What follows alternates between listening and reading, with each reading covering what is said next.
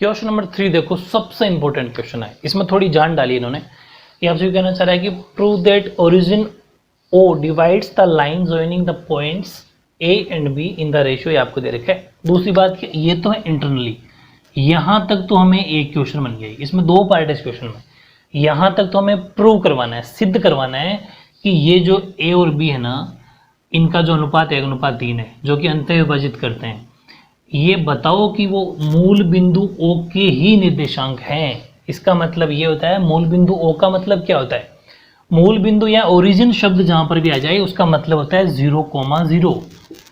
इसका मतलब हमें प्रूव करवाना है। ये हमारे पास x1, x2, y1, y2, m1, m2 इतनी सारी चीजें हैं और x और y हमें निकालना है कि यह 0, 0 आए। अगर 0, 0 आता है तो हम सही प्रूव करा पाए। उतना कराने के बाद फिर आपसे कहता है कि फिर इन्हीं कोऑर्डिनेट से बताओ कि वो अगर बाह्य विभाजन होता, यानी अगर वो एक्सटर्नली डिवीजन होता, तब उसके इसके कोऑर्डिनेट्स क्या होते। दो बातें समझ में आ गई। बस अब समझना, पहली बात करते हैं अपन, पहले अपन प्रूव करवाते हैं। तो डायग्राम तो सब में अपन एक ही डायग्राम बनाएंगे पूरे चैप्टर में। ये A, ये अपना B, ये अपना P, ठीक है।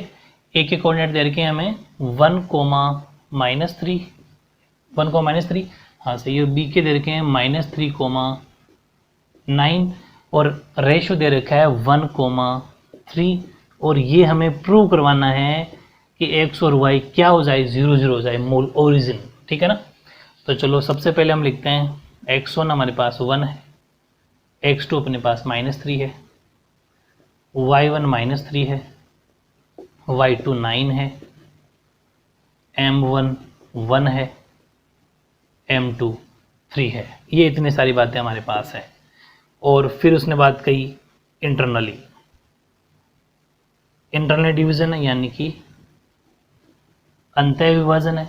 अगर अंतः विभाजन है तो फॉर्मूला क्या लग जाएगा x का, m1 x2 प्लस, क्योंकि इंटरनली में प्लस आता है, m2 x1 upon m1 plus m2। ऐसे ही y का m1, आप इसके नीचे उतार सकते हो y को, पहले x का पूरा सोल्व कर लो फिर उतारना। चलो ऐसे करा देता हूँ, फिर कन्फ्यूज हो जाओगे। m1 कितना 1 इंटू x2 कितना -3 प्लस m2 कितना 3, x1 कितना 1 upon m1 plus m2 1 plus 3।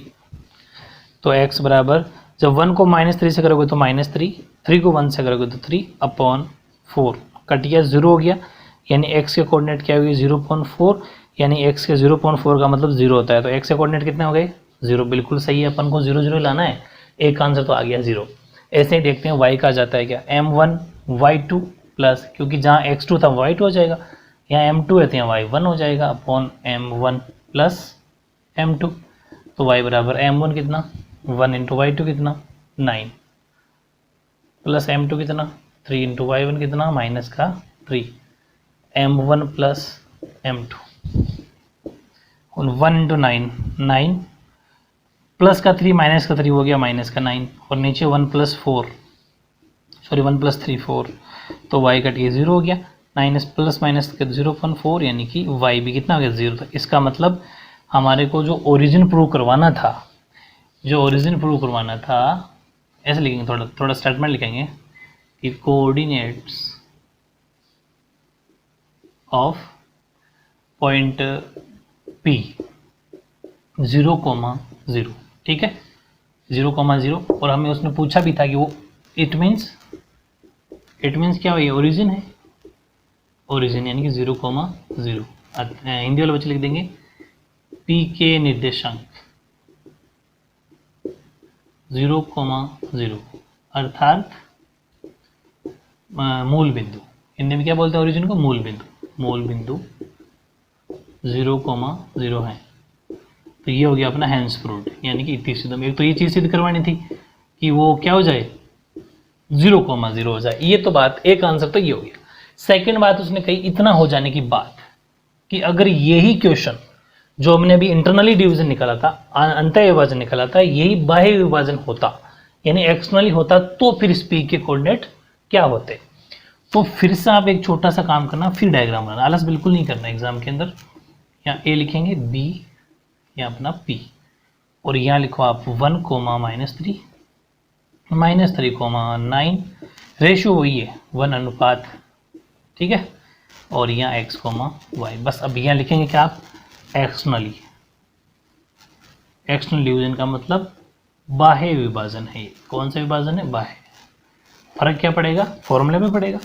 फॉर्मूले पे क्या पड़ेगा कि अगर x का निकालेंगे अपन तो फॉर्मूला लग जाएगा m1 x2 माइनस, ठीक है। यहाँ प्लस था क्योंकि इंटरनली में प्लस, एक्सटर्नली में minus, m2 x1 upon m1, यहाँ प्लस था तो यहाँ माइनस, तो x बराबर m1 कितना अपना, वो सेम ही है इधर, m1 अपना 1 इंटू, अब y1 और y2 रखना है तो m1 सॉरी y2 है, ये अपन सही निकाल रहे हैं।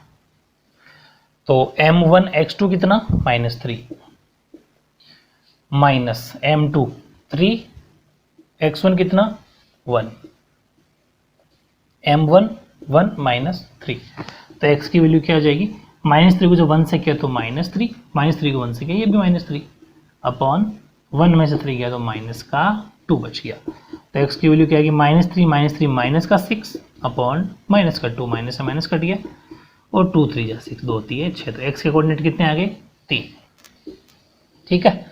ये सेकंड सोल्यूशन है, समझना है ना, ये सेकंड सोल्यूशन है बच्चे। सेकंड सोल्यूशन का मतलब दूसरा हल, 2 हल हैं इसके अंदर, दूसरा हल है, स्टेटमेंट वगैरह सब लिखना है एग्जाम के अंदर, ठीक है। अब निकालो अपन y का, तो m1 y2 plus m2 y1 upon m1 plus m2, तो m1 कितना 1 इंटू y2 कितना 9, m2 कितना 3 और y1 कितना -3, सॉरी ये माइनस लगाना है यार, प्लस नहीं लगाना, m1 कितना 1 -3, तो 1 को 9 से किया तो 9 और -3 इंटू -3 +3, सॉरी ये +9 अपॉन माइनस का 2, तो y के हो गए 18 अपॉन माइनस का 2, तो कट जाएगा, तो y के हो गए -9, तो इसमें लिख देना therefore the coordinates of point P कितना कितना हो जाएगा, एक तो 3 और -9, 3 कोमा -9 आता है P के बिंदु P लिख सकते हो, बिंदु भी लिख देना, बिंदु P के निर्देशांक 3 कोमा -9 हो जाएंगे। तो सिंपल सा क्वेश्चन है लेकिन सोल्यूशन 2 है, अच्छे से समझना, ठीक है, ओके।